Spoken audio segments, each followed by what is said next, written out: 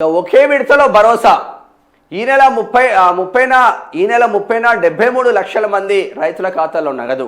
మధురాలో నిధులు విడుదల చేయనున్న సీఎం రేవంత్.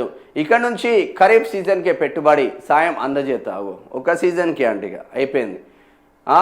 7.5 ఎకరాలకే పరిమితం చేసేందుకు సన్నాహాలు నడుస్తూ ఉన్నాయంట. మొత్తం మీద ఖరీఫ్ సీజన్ ఒక్కదానికే పెట్టుబడి సాయం అందజేస్తారంట. 7.5 ఎకరాల లోపున్న రైతాంగానికి మాత్రమే రైతు భరోసా నిధులు జమ చేస్తారంట ఈసారికి.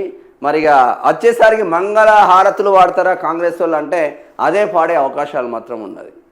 కేసీఆర్ ఉన్నప్పుడు ఇట్లా ఉండేనానే టింగు టింగు టింగు టింగు అని రాష్ట్ర వ్యాప్తంగా సెల్ ఫోన్లు మోగేది. ఇట్లా అనుడితోనే అట్లా పడేది. ఎకరం ఓసారి 2 ఎకరాలు, ఎకరం ఓసారి 20 రోజుల తర్వాత మళ్ళీ 2 ఎకరాలకు ఓసారి, మళ్ళీ నెల రోజుల తర్వాత 3 ఎకరాలకు ఓసారి గిట్లు ఇచ్చిండే కేసీఆర్. రైతుల కళ్ళల్లో ఆనందం చూసిండే కేసీఆర్. ఏముచ్చడగా ముచ్చట జర ముఖాలలో వెలుగులు వచ్చినాయి కేసీఆర్ ఉన్నప్పుడు రైతుల ముఖాలలో.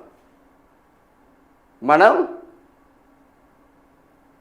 అన్నమే తిన్నాడో, అటుకులే బుక్కిండో, అప్పులే చేసిండో, రైతాంగానికి మాత్రం మంచిగానే చేసిండు కేసీఆర్.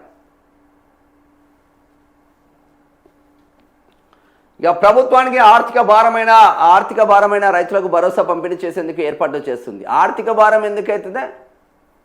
ప్రభుత్వానికి ఆర్థిక భారం అవుతుందంట. రైతాంగానికి మంచి చేస్తే ఆర్థిక భారం అవుతుంది.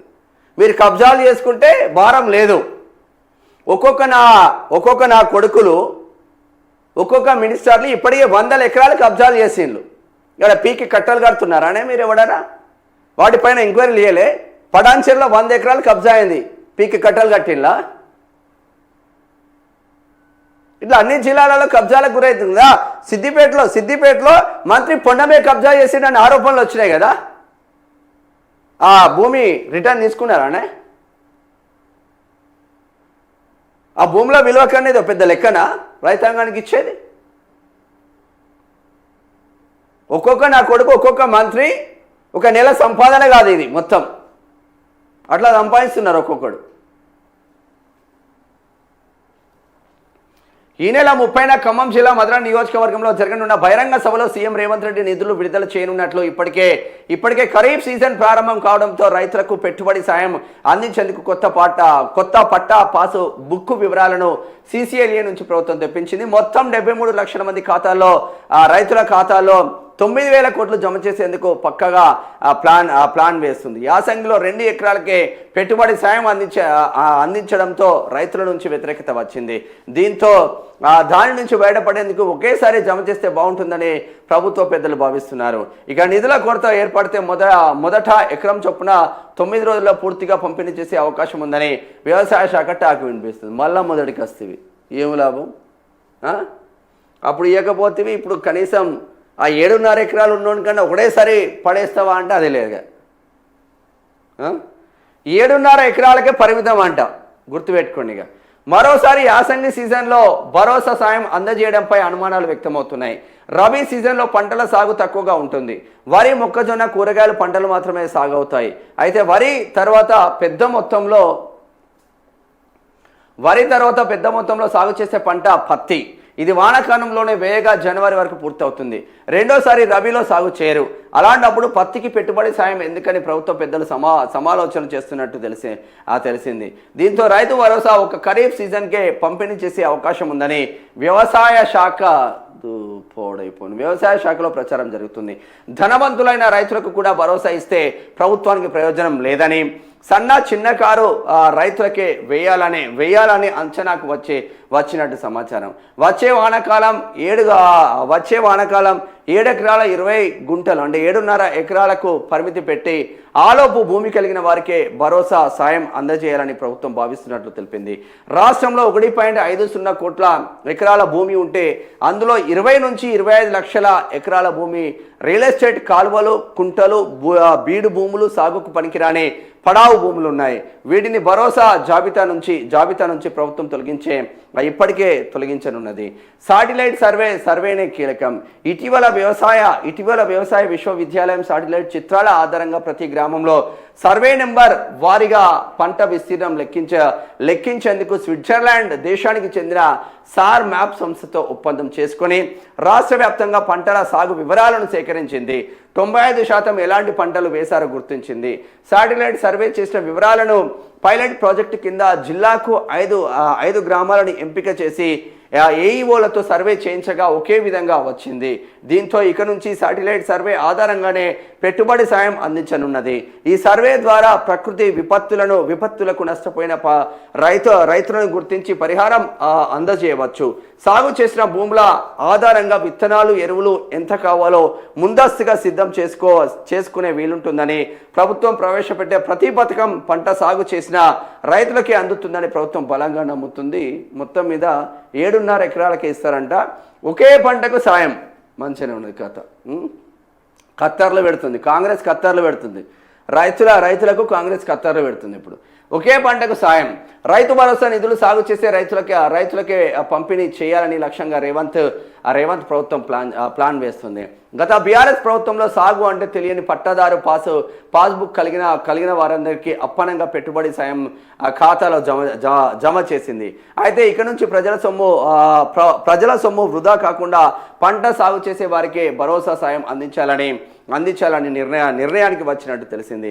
అవసరమైతే ఎన్నికల ముందు ఇచ్చిన హామీ ప్రకారం ఎకరానికి 15,000 పంపిణీ చేస్తే పార్టీకి ప్రభుత్వానికి తిరిగి ఉండదని, స్థానిక ఎన్నికల్లో విజయం సాధించవచ్చనే అంశం ఇటీవల జరిగిన మంత్రివర్గ సమావేశాల్లో చర్చకు వచ్చినట్టు సమాచారం.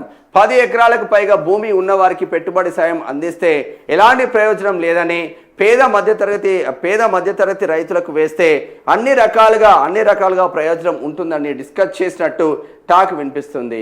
అదేవిధంగా కౌలు రైతులను ఆదుకునేందుకు చట్టం తీసుకొచ్చి వారికి భరోసా ఇచ్చే అంశంపై పరిశీలన చేయాలని ఒకరిద్దరు మంత్రులు ముఖ్యమంత్రి రేవంత్ రెడ్డి ముఖ్యమంత్రి ముందు ప్రపోజల్ పెట్టినట్టు ప్రచారం. ఎప్పుడే ఇంకా కౌలు రైతులకు కూడా చట్టం తీసుకొస్తారట. 2.5 సంవత్సరాలు అయిపోయింది. మీరు చట్టం తీసుకొచ్చేసరికి ఆ చట్టంలో మీరు ఉండరు. ప్రభుత్వంలోనే ఉండరు. ఇక 2 సార్లు ఇవ్వాల్సిన రైతు భరోసా ఒకేసారిగా పరిమితం చేస్తారంట. వానాకాలానికి ఒకేసారికి ఇస్తారు. ఇక తర్వాత నీకు రైతు భరోసా మళ్ళీ ఉండదు. మళ్ళీ వచ్చే వానాకాలం ఇస్తారు. మంచిగానే ఉండదు కాంగ్రెస్ పరిస్థితి. ఇక దానికి మళ్ళీ శాటిలైట్ సర్వేలు చేస్తారంట. ఇక్కడ శాటిలైట్ సర్వేలు చేసి శాటిలైట్ ఆధారంగా పెట్టుబడి సాయం అందజేస్తారంట. ఏ సర్వేలు చేస్తారు? ఏ జిల్లాకు పోతారు మీరు? భూముల సర్వేలు చేస్తే ఒక్క భూమి కూడా క్లియర్ కాలే ఇప్పటి వరకు రైతాంగం. సర్వే మిస్ మ్యాచ్లు కావచ్చు, ఒకని భూమి ఒకని దాంట్లో ఎక్కడం కావచ్చు, పట్టా పాస్బుక్ల ఇబ్బందికరమైన వాతావరణంలో ఉన్న అనేక గ్రామాలలో ఒక్క సమస్య కూడా క్లియర్ కాలేదు కదా పొంగులేటి శ్రీనివాస్ రెడ్డి గారు. ఒక్క గ్రామంలో కూడా. మంత్రులు బగ్గా సంపాదించున్నారు, పిసిసి అధ్యక్షులు బగ్గా సంపాదిస్తారు, కాంగ్రెస్ వాళ్ళందరూ బగ్గా సంపాదిస్తున్నారు. కానీ రైతాంగాన్ని పుట్టగొట్టి సంపాదిస్తున్నారు కదా మీరు ఇచ్చిన హామీలలో ఒక్కటి నెరవేర్చలేదు కదా. యూరియా బస్తాలు, డిఏపి బస్తాలు, పిండి బస్తాలు కావాలంటే నా రైతాంగం అనేక ఫర్టిలైజర్ షాపులలో తిరగాల్సిన ఆవశ్యకత ఉంటుంది కదా. ఆడికి పోతే ఊరోని దగ్గరికి పోతే అక్కడ అయిపోయింది అంటాడు. అదే ఊర్లో ఇంకో 2 ఉంటే అక్కడ అయిపోయింది అంటాడు. పక్క ఊర్లోకి పోతే అక్కడ అయిపోయింది అంటాడు. మళ్ళీ వీడు 15 కిలోమీటర్ల దూరంకి పోయి అక్కడ బుక్ చేసుకోవాలి యాప్. వీడిని బతిలాడి సరే ఇస్తారా అంటే ఎకరానికి ఒకటే బస్తా. ఎడబోయినవా? వ్యవసాయ శాఖ మంత్రి ఉండరా మీరు ఈ రాష్ట్రంలో?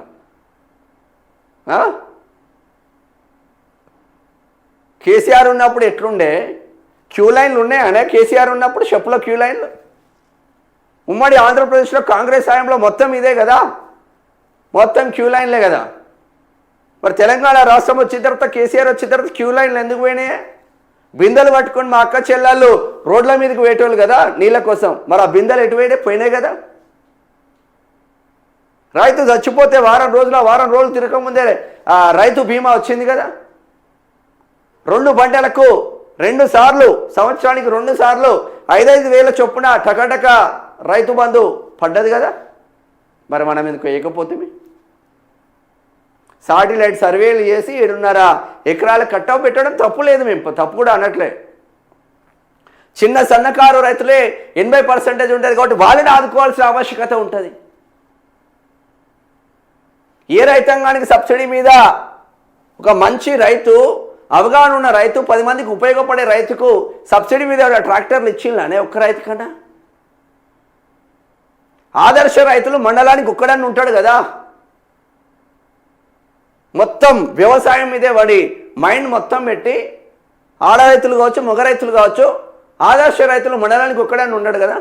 ఆదర్శ రైతులను తీసుకొచ్చి ఒక శాలువను కప్పినవా రేవంత్ అన్నను? ఇది రైతులకు సంబంధించింది. ఇక అది ఎప్పుడు వస్తుందో ఎప్పుడు రాదో తెలియదు, ఎంత వస్తుందో కూడా తెలియదు పోయిగా.